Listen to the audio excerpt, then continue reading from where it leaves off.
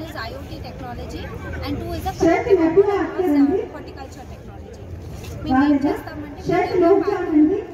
IoT technology devices to ease urban farming and ensure more people come forward and start growing greens and have terrace gardens on their own spaces.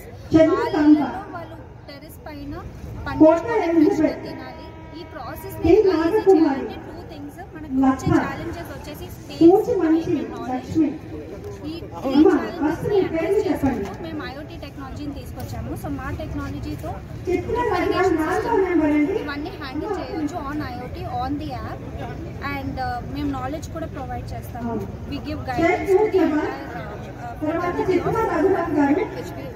And ఇది ఒక్కటే కాకుండా మేము Hyderabad various ఇన్స్టిట్యూషన్స్లో పిల్లలకి farming classes conduct చేస్తాము. So వాళ్ళ స్కూల్లో వాళ్ళు పండించుకున్న ఫార్మింగ్, వాళ్ళు పండించుకున్న కూరగాయలు వాళ్ళ క్యాంటీన్కే వెళ్తాయి.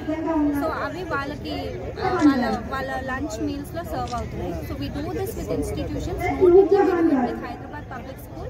I'm thankful to the principal Narsimha Reddy garu for giving us that opportunity, and we look forward to more urbanites coming forward to grow terrace farms on their terrace spaces and harvest these vegetables.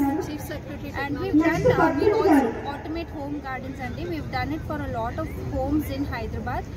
Notably, we've done one for Chief Secretary Shantakumari Madam garu through Telangana Horticulture. They've given us the opportunity to do that, so we're very thankful to the entire department.